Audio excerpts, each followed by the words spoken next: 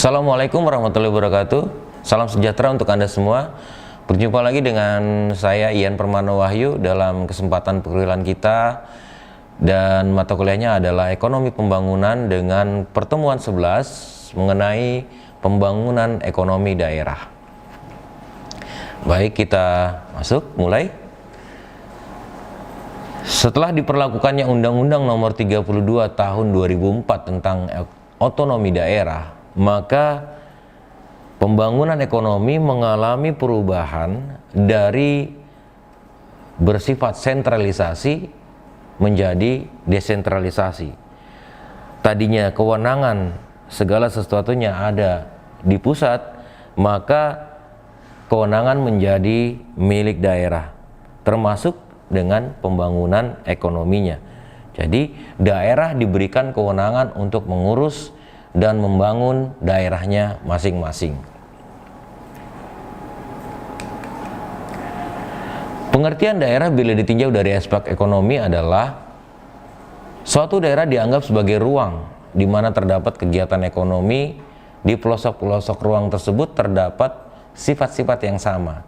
Kesamaan itu antara lain misalnya dari sisi pendapatan per kapita, sosial, budaya, geografis, dan sebagainya. Daerah dengan ciri-ciri tersebut dinamakan daerah homogen. Sebagai contoh misalnya adalah daerah yang memiliki sifat-sifat homogen. Bisa dikatakan misalnya suatu daerah, misalnya suatu desa, ya, desa atau wilayah, katakanlah misalnya di Bali, ya, dengan adat istiadat yang sama, ya, dengan sifat-sifat geografis, budaya, dan sebagainya. Kemudian suatu daerah dianggap sebagai suatu ekonomi ruang apabila daerah tersebut dikuasai oleh satu atau beberapa pusat kegiatan ekonomi. Daerah dalam pengertian ini disebut daerah modal, ya. Suatu daerah yang dianggap memiliki atau dikuasai oleh beberapa kegiatan ekonomi. Ya, mungkin misalnya katakanlah misalnya Jakarta ada pusat bisnis elektronik, ada pusat bisnis pakaian, ya, ada pusat bisnis bahan baku dan lain sebagainya, maka Jakarta bisa dikatakan, kota Jakarta bisa dikatakan sebagai daerah modal. Suatu daerah dengan ekonomi ruang yang berada di bawah satu administrasi tertentu seperti provinsi, kabupaten, kota, kecamatan, dan sebagainya. Daerah di sini didasarkan pada pembagian administrasi suatu negara, ya. Daerah dalam pengertian ini disebut daerah administrasi. Pembangunan ekonomi daerah adalah suatu proses pengelolaan sumber daya yang ada di daerah yang dilakukan oleh masyarakat daerah, di mana pemerintah dan sektor swasta bekerja sama dalam menyediakan lapangan pekerja untuk berjalannya kegiatan perekonomian di suatu daerah. Namun tentu saja setiap daerah memiliki karakteristik yang berbeda, dari sumber daya alamnya, ya, dari sosial, dari masalah-masalahnya, dari kebijakannya, dari SDM-nya, sehingga setiap daerah itu adalah unik atau berbeda. Katakanlah misalnya antara Jawa Barat dengan misalnya provinsi lain, misalnya katakanlah provinsi Papua, tentu sangat berbeda, ya. Dari sumber daya alamnya, Papua sangat melimpah. Dari sosialnya, struktur masyarakatnya berbeda, sistem adatnya berbeda, sehingga dikatakan bahwa setiap daerah memiliki karakternya masing-masing. Tentu ini harus diperhatikan dalam pembangunan suatu daerah.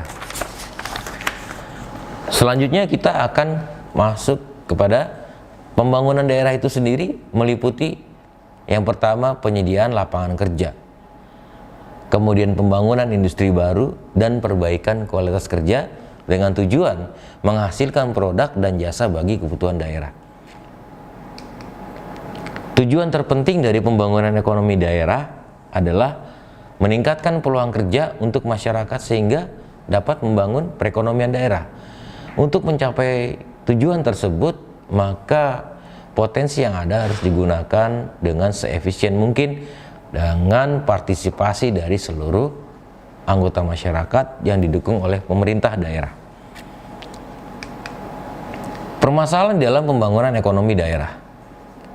Yang pertama, ada ketimpangan pembangunan sektor industri. Ketimpangan ini diantaranya disebabkan adalah ritme sektor industri cepat dan ritme sektor industri yang lambat. Ini bisa terjadi ya di daerah-daerah yang mempunyai wilayah-wilayah industri. Sebaliknya, di daerah-daerah yang tidak mempunyai wilayah industri maka akan mengalami perlambatan.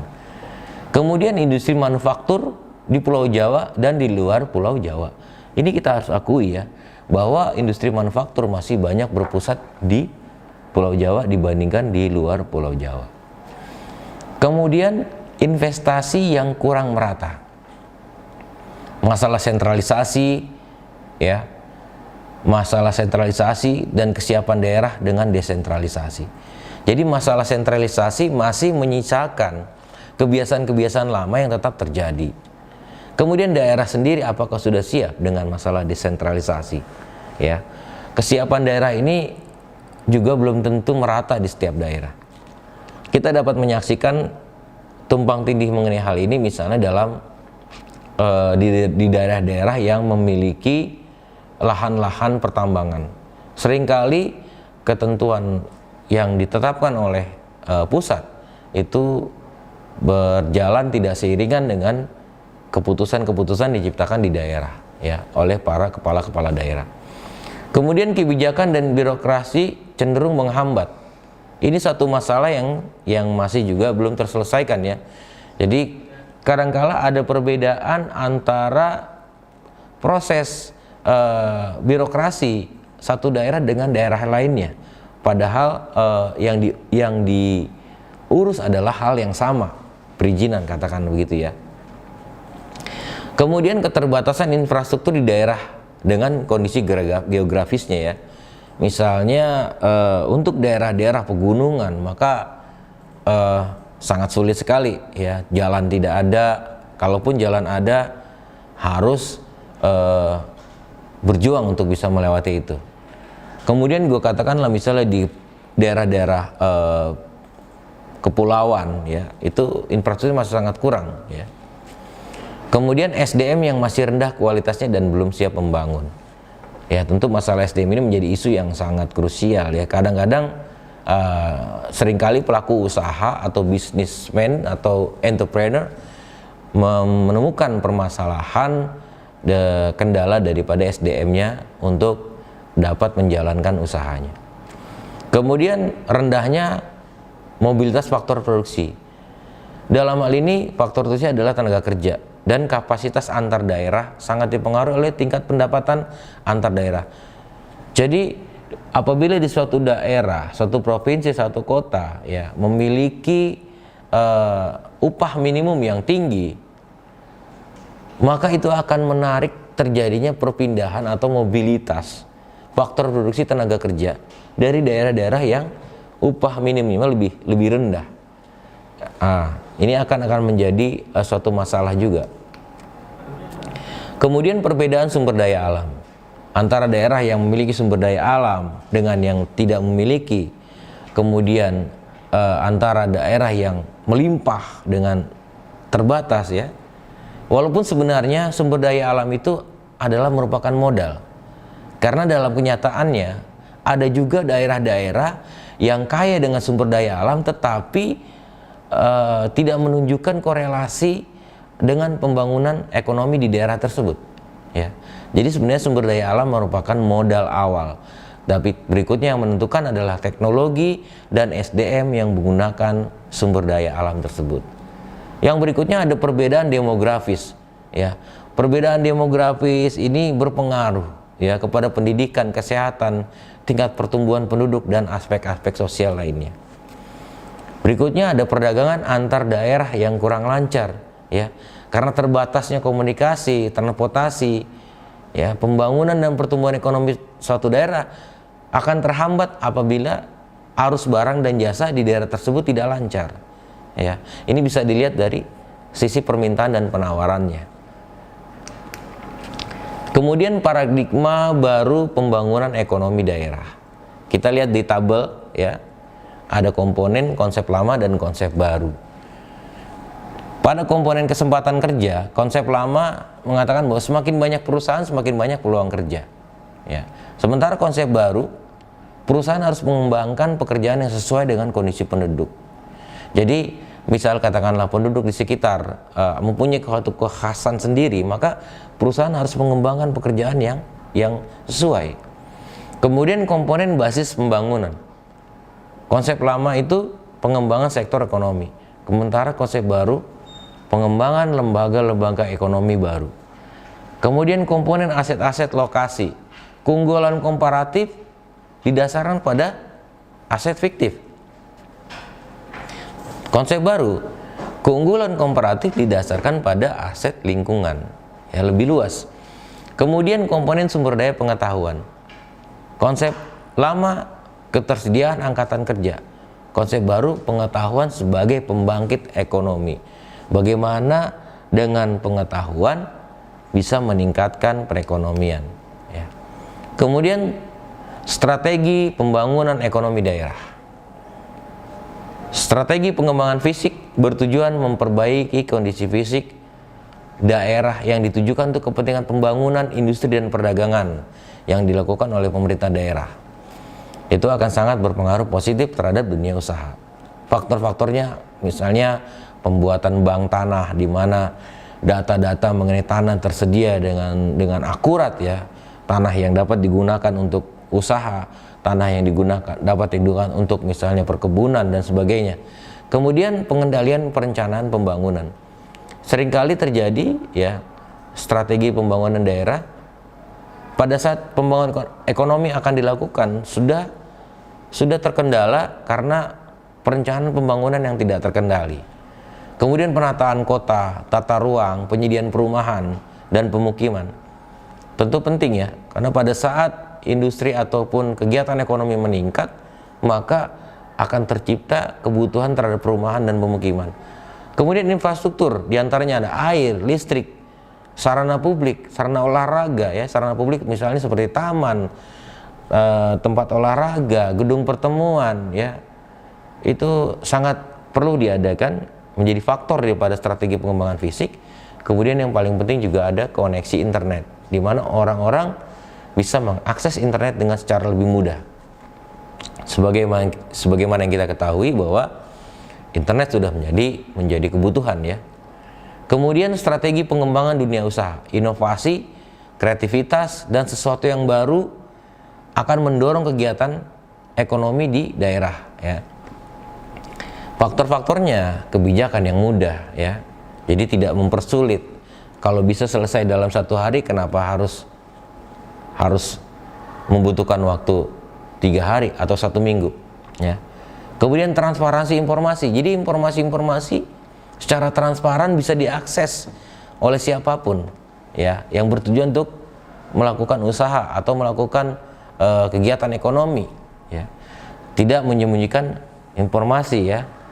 Informasi hanya diberikan kepada pihak-pihak tertentu atau, ya. Kemudian perizinan dan birokrasi. Ya, perizinan dipermudah. Ya, birokrasinya disederhanakan. Ya. Bukan prinsip-prinsip ekonomi yang zaman dulu lagi, ya. Jadi strateginya harus sudah berubah.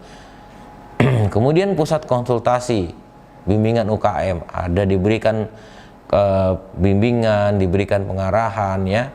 Mungkin bisa dengan kerjasama bisnis atau lembaga riset dan pengembangan. Kemudian strategi pengembangan SDM, ya.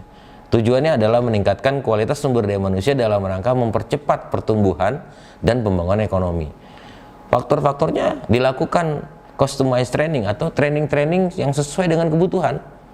Jadi kalau memang yang dibutuhkan di satu daerah adalah training atau pelatihan mengenai budidaya satu produk pangan, maka itulah yang diberikan, bukan yang diberikan tentang hal lain, misalnya tentang bagaimana cara merakit komputer, maka tidak akan berkorelasi, ya.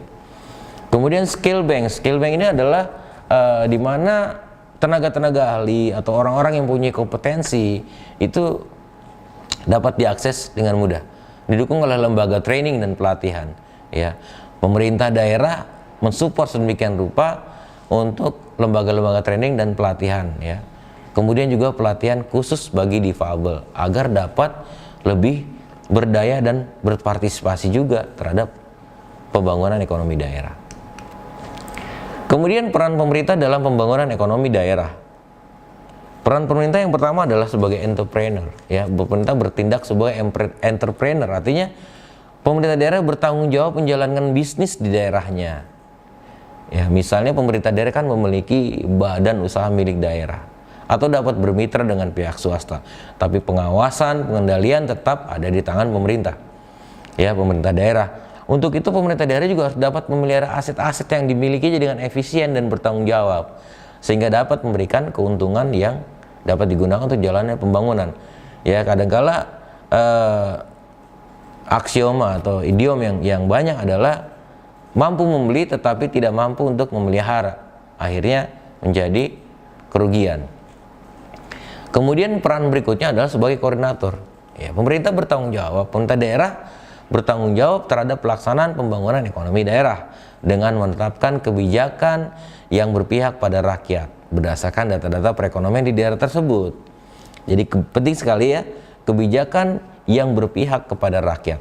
Seringkali yang terjadi adalah rakyat terpinggirkan oleh kegiatan pembangunan ekonomi daerah. Ya. Kemudian bekerja sama dengan lembaga-lembaga, tokoh masyarakat dan pelaku usaha dalam membuat rencana-rencana dan strategi yang akan dijalankan oleh pembangunan di daerah. Jadi dilibatkan ya stakeholder atau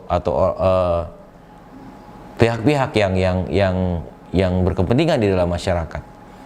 Ya, dengan demikian diharapkan dapat memperlancar keberlangsungan perekonomian daerah.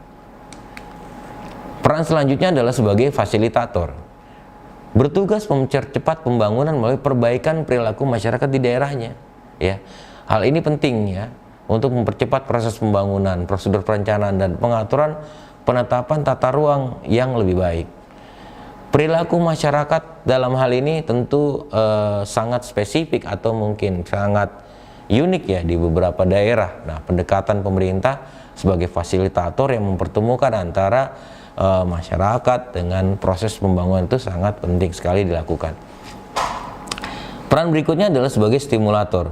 Ya, pemerintah daerah bertanggung jawab untuk merangsang dunia usaha baik yang sudah ada ataupun yang akan memasuki daerah tersebut. Ya, harus mengambil tindakan-tindakan yang mengarah pertambahan dunia usaha pembangunan, misalnya ya, seperti pembangunan kawasan industri, mengadakan pameran-pameran UKM, mendorong berdirinya UKM dan memberikan dosis-dosis untuk UKM ya. Di sini mungkin dapat digarisbawahi ya, untuk mendatangkan dunia usaha ya sebagai stimulator, misalnya pemerintah daerah bisa saja memberikan kebijakan-kebijakan yang mempermudah dan memperingan daripada pihak-pihak yang akan melakukan usaha atau memulai usaha. Baik, kita cukupkan sampai di sini. Telah berakhir materi kita pada kesempatan ini. Semoga dapat memberikan manfaat. Lebih kurangnya mohon maaf. Untuk itu saya ucapkan terima kasih. Wassalamualaikum warahmatullahi wabarakatuh.